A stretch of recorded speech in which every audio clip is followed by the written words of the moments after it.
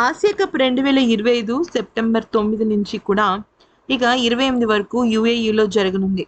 ఈ టోర్నమెంట్ భారత్ తమ మొదటి మ్యాచ్ను సెప్టెంబర్ 10వ తేదీన యుఏఈలో ఆడనుంది. ఈ టోర్నీకి టీ20 కెప్టెన్గా ఉన్న సూర్యకుమార్ యాదవ్కు ఇటీవల సర్జరీ జరిగింది. ప్రస్తుతం ఆయన ఫిట్నెస్ సాధించడానికి కృషి చేస్తున్నాడు. ఒకవేళ సూర్యకుమార్ యాదవ్ గనుక ఆసియా కప్కు ఫిట్ కాకపోతే టీమిండియా కెప్టెన్సీ బాధ్యతలు ఎవరు చేపడతారో అనే దానిపైన ఇప్పుడు చర్చ జరుగుతోంది. అయితే సూర్యకుమార్ యాదవ్ ఇటీవలే జర్మనీలో స్పోర్ట్స్ హెర్నియా సర్జరీ చేయించుకున్నాడు. ప్రస్తుతం అతను బెంగళూరులోని నేషనల్ క్రికెట్ అకాడమీలో ఫిట్నెస్ కోసం రీహాబిటేషన్ తీసుకుంటున్నాడు. ఆసియా కప్ నాటికి అతను పూర్తిగా ఫిట్గా అవుతాడని అందరూ భావిస్తున్నారు. కానీ ఒకవేళ గనక ఆయన ఫిట్గా కాకపోతే కెప్టెన్సీ బాధ్యతలు చేపట్టడానికి ఎవరు పోటీలో ఉన్నారనేది చూడాలి. నిజానికి సెప్టెంబర్ 9వ తారీఖు నుంచి ప్రారంభం కాబోయే ఆసియా కప్ కోసం ఇక మనం చెప్పాలి అంటే ఆగస్టు 20 తారీఖు లోపే స్క్వాడ్ ప్రకటన అనేది జరగాలి. కానీ అటు బూమ్రా, ఇటు సూర్యకుమార్ యాదవ్, మధ్యలో హార్దిక్ పాండ్యా, శ్రేయస్ అయ్యర్ ఇలా ఈ నలుగురు ఆటగాళ్ళు కొంతమంది ఫిట్నెస్ సమస్యలతో బాధపడుతుంటే మరి కొంతమంది ఫిట్నెస్ సమస్యల నుంచి బయటపడి ఇక ఆసియా కప్ కోసం దేశవాళీ క్రికెట్ ఆడాల్సిన పరిస్థితులు ఏర్పడుతున్నాయి. సో దీనివల్ల ఈ క్లారిటీ రాకపోవటం వల్లే భారత జట్టు ఈ నెల ఆఖరిలో అంటే 30 లేదా 31వ తారీఖున ఇక పరిస్థితుల్ని అంచనా వేసి సరే ఇక సూర్యకుమార్ యాదవ్ కనుక బాగుపడితే తన హెర్నియా నుంచి బాగుపడితే ప్రకటన అనేది జరుగుతుంది. అయితే మొన్న మన భారత జట్టు 5 టెస్ట్ మ్యాచ్ల సిరీస్ని పూర్తి చేసుకున్నారు కదా, 5 టెస్ట్ మ్యాచ్ ముగిసింది కదా, ఆ రోజునే సూర్యకుమార్ యాదవ్ తన ఫస్ట్ ప్రాక్టీస్ సెషన్స్ మొదలుపెట్టాడు హెర్నియా ఆపరేషన్ తర్వాత. సో అప్పటి నుంచి దాదాపుగా సెప్టెంబర్ 1st వీక్ వరకు కూడా సూర్యకుమార్ యాదవ్కి ఆప్షన్ ఉంది. అయితే మరి ఎవరెవరు ఏ రకంగా ఎలిజిబుల్ అనేది ఒకసారి చూద్దాం. ఫస్ట్ అయితే ఆల్రౌండర్ హార్దిక్ పాండ్యా. తను బ్యాటింగ్లోను బౌలింగ్లోను రెండిట్లోనూ కూడా కీలక పాత్ర పోషించగలిగే సత్తా ఉన్నవాడు. నిజం చెప్పాలి అంటే గౌతమ్ గంభీర్ మొన్న టెస్టుల్లో కూడా ఏ ఆటగాడైతే బ్యాటింగ్కి బాగా పనికొస్తాడో అతన్నే బౌలింగ్ తీసుకున్నాడు. ఉదాహరణకి నితీష్ కుమార్ రెడ్డి కానీ, వాషింగ్టన్ సుందర్ కానీ, శార్దుల్ ఠాకూర్ కానీ ఇలాగనమాట. అంతేకాకుండా గుజరాత్ జట్టు హార్దిక్ పాండ్యా సారథ్యంలో అంటే కెప్టెన్గా వ్యవహరించాడు కాబట్టి ఆ స్థానంలో చాలా బాగా రాణించాడు. ఎందుకంటే ఫస్ట్ సీజనే తన కెప్టెన్సీ వహించిన సీజన్నే తను ఫైనల్స్కి తీసుకువెళ్ళడం జరిగింది. సో కెప్టెన్గా తనకి మంచి అనుభవం ఉంది. అంతేకాకుండా భారతదేశానికి కూడా తను చాలాసార్లు అంటే ఒక 2-3 టైమ్స్ కెప్టెన్గా వ్యవహరించాడు. ఇకపోతే ఇప్పుడు ప్రస్తుతం అయితే ముంబై జట్టుకు తను కెప్టెన్గా వ్యవహరిస్తున్నాడు, కానీ క్వాలిఫైర్స్ వరకు తీసుకువెళ్ళడం అయితే జరిగింది. కానీ మొత్తానికి అయితే మాత్రం హార్దిక్ పాండ్యాకి మంచి మార్కులే వేయొచ్చు. కాకపోతే హార్దిక్ పాండ్యాకున్న పెద్ద చిక్కు ఏంటి అంటే ఇప్పుడు ఈ ఆసియా కప్ ముందు తనకి కొద్దిగా గాయమైంది. ఆ గాయం కారణంగా తను కొద్దిగా రికవర్ అవుతున్నాడు. అప్పటి నుంచి తను ఖాళీగానే ఉన్నాడు పెద్దగా. అంటే ఐపీఎల్ తర్వాత నుంచి తను ఏ సిరీస్లోనూ పాల్గొనలేదు. దాంతో ఇప్పుడు తాను పరీక్షించుకోవాలంటే ఫస్ట్ ఏదన్నా దేశవాళీ క్రికెట్ ఆడి నిరూపించుకోవాలి, లేదంటే ఫిట్నెస్ పరీక్షలు పాస్ అవ్వాలి. ఈ రెండిట్లో ఏదో ఒకటి చేస్తే తప్ప తనని జట్టులోకి తీసుకునే అవకాశం కనిపించడం లేదు. ఎందుకంటే రోహిత్ కోహ్లీ లాంటి వాళ్ళకే ఈ దేశవాళీ క్రికెట్ ఆడాలి లేదా ఫిట్నెస్ నిరూపించుకోవాలి అన్న తిప్పలు తప్పలేదు.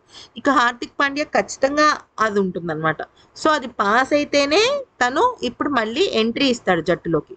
ఇక రెండో ఆప్షన్ ఏంటయ్యా అంటే అక్షర్ పటేల్. ఆల్రౌండర్ అక్షర్ పటేల్ కూడా చాలా మంచి పోటీ ఇస్తున్నాడు. ఎందుకంటే ఇంగ్లాండ్తో జరిగిన టీ20 సిరీస్లో అతన్ని వైస్ కెప్టెన్గా ఎంపిక చేశారు.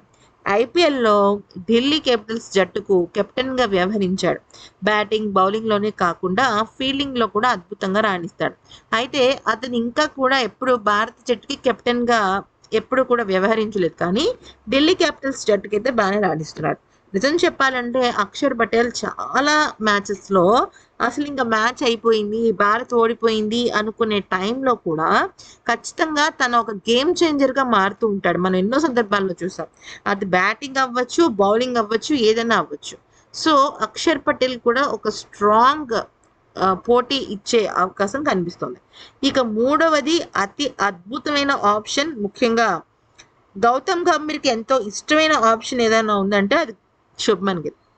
ఇప్పటికే ఇంగ్లాండ్ పర్యటనలో తొలిసారి టెస్టుల్లో కెప్టెన్సీ బాధ్యతలు చేపట్టిన శుభ్మన్ గిల్ అద్భుతంగా ప్రదర్శించాడు. అయితే అందరి ప్రశంసలు అందుకున్నాడు.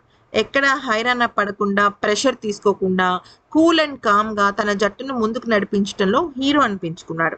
అయితే చిన్న చిన్న తప్పులు, పొరపాట్లు కెప్టెన్ అయిన కొత్తలో తను చేసినప్పటికీ కూడా తనకు మాత్రం అటు విమర్శకులు సైతం ప్రశంసలు అందిస్తున్నారు. అంతేకాకుండా తనకు ఆల్రెడీ ఇప్పుడు ప్రజెంట్ గుజరాత్ జట్టుకు సంబంధించిన ఎక్స్పీరియన్స్ ఉంది. ఇక బ్యాటింగ్ విషయంలోకి వచ్చినట్టయితే, అంటే వ్యక్తిగతంగా బ్యాటింగ్ విషయంలోకి వచ్చినట్టయితే సెకండ్ టెస్ట్ మ్యాచ్లో ఏకంగా డబల్ సెంచరీ చేశాడు ఒక ఇన్నింగ్స్లో, ఇంకొక ఇన్నింగ్స్లో సెంచరీ చేసి ట్రిపుల్ సెంచరీతో జట్టును గెలిపించాడు. కెప్టెన్గా అదరగొట్టాడు. అయితే శుభ్మన్ గిల్కున్న ఏకైక బ్యాక్ డ్రాప్ ఏదైనా ఉంది అంటే అది తను కేవలం బ్యాటింగ్ మాత్రమే చేయగలడు.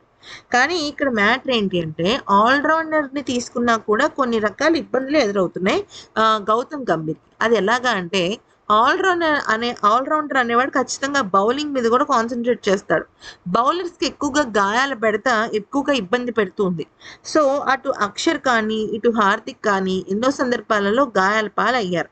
సో వాళ్ళిద్దరి కన్నా కూడా ఇప్పుడు ఆల్రెడీ ఇది టెంపరీగా అంటే సూర్యకుమార్ యాదవ్ స్థానంలోనే వస్తున్నారు కాబట్టి మళ్ళీ గాయపడితే ఇంకొకరిని కాంపెన్సేట్ చేసే బదులు ఇక మనం చెప్పాలి అంటే శుభ్మన్ అయితే బెస్ట్ ఆప్షన్ అనేది బీసీసీఏ ఆలోచన చేస్తుంది.